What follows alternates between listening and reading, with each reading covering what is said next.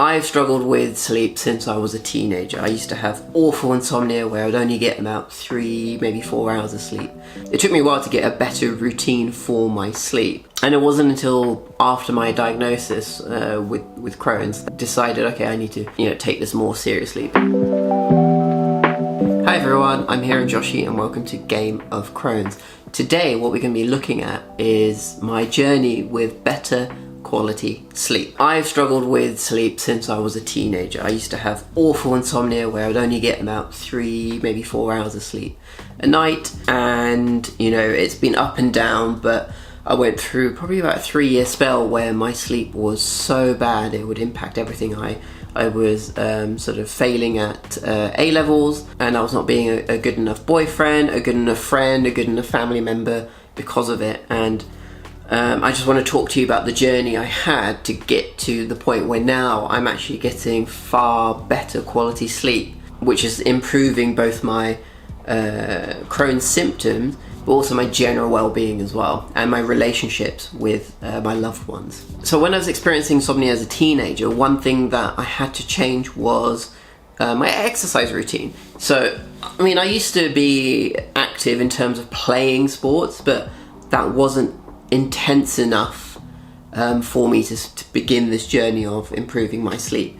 So when I was 17, 18, I joined a gym. I was super skinny, but back then, by the way. So, I was obviously shy and insecure about gymming because I had barely any muscle mass. I was small, I was skinny, but I just thought, why not try? And my sixth form had access to a gym for free, so I would go and I would use the machines, I would use some free weights, and I didn't really know what I was doing, but I think just picking up the weights and just doing something and being more comfortable with the equipment was the beginning of what now is a great relationship I have with the gym, where I love it. I love working out, I love lifting weights, I love doing cardio, I love taking my skipping rope outside and just skipping for 20 minutes. I genuinely enjoy these things, but obviously at the start it can be 1, overwhelming, and 2, hard.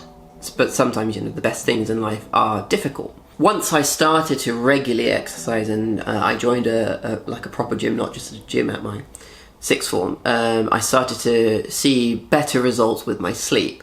Now, I would still have certain difficulties because I think my sleep hygiene wasn't great at the time, but what I did experience was I was getting sort of longer spells of deep sleep, and that was something that I hadn't experienced for 3 or 4 years when I was a teenager. And by the time I went to university, I was actually getting fairly adequate sleep, where I was in 6 to 8 hours. In 2018, when I experienced my worst sort of Crohn's flare-up, where I lost all that weight, 8 kilos in 3 weeks, my sleep was all over the place. I was obviously going through a difficult time, both with family, work, and relationships. I had a long-distance relationship where the person lived in another country.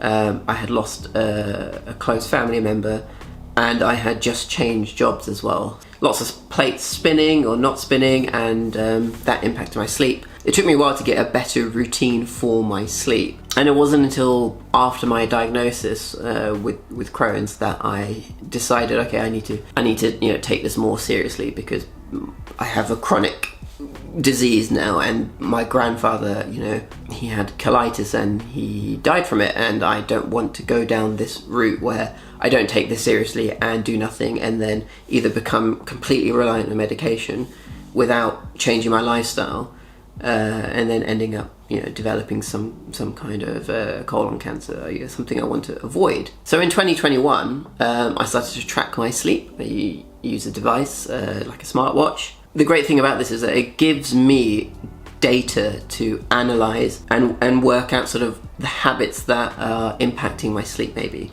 Because once you have a big enough sort of set of data, you can start to see trends. You start to then spot, what did I do that night, which meant that I only got 1 hour of deep sleep and 7 hours of light sleep, or why was I constantly waking up 3 or 4 times throughout my sleep period, where I was awake for 5-10 minutes each time. These kind of data and insight into yourself is useful, because then you can start to take those positive steps to improve your sort of sleep hygiene. So just to summarize, sleep hygiene, if you don't know what it is, it's the healthy habits, behavior and environment around your sleep. So things that are in your control that can be adjusted to help create better quality sleep for you.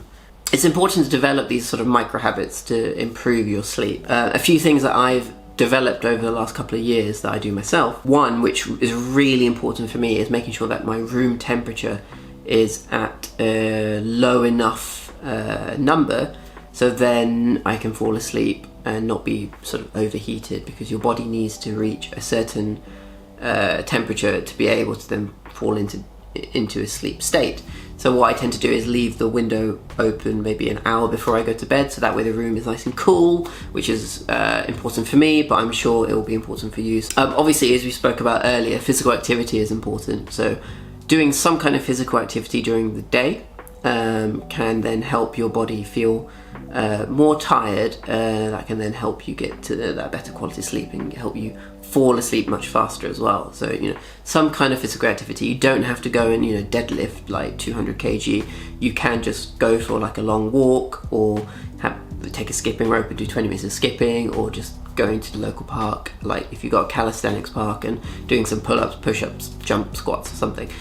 Just do something, even for 20 minutes, that will then help you in the evenings to feel a little bit more tired, and also then accomplished as well, because you feel good once you start to do some physical activity. Another thing that I started to do around 2020, this was before my diagnosis, but it did help with my sleep, was to wake up at a reasonable time and go for a walk before you start work. So expose yourself to that sunlight and also do that physical activity at the same time. Get that natural light early in the morning, and then that sort of kickstarts your body's circadian rhythm, and hopefully by the evening you'll then have better quality sleep. A couple of other key points with sort of like your eating habits and staying hydrated, like drink plenty of fluids, particularly if you are somebody with Crohn's colitis.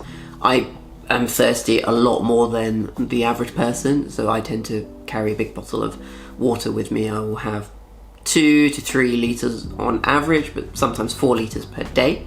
Just making sure that you have a window between 8 in the morning, 8 in the evening, where you just are staying hydrated and sort of topping up your body with water, with electrolytes. Try and finish eating 2 to 3 hours before sleep as well, because then this will make sure that your body doesn't have those insulin spikes when you are trying to sleep, because that interrupts your sleep, and it means that your body can't go into that sort of deep sleep. Something that myself and my partner do is we have calming teas. There's a thing called sleepy tea, which is great.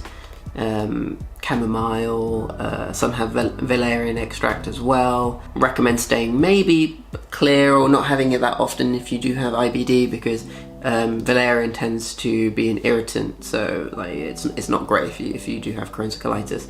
I've taken some before and it does help me sleep.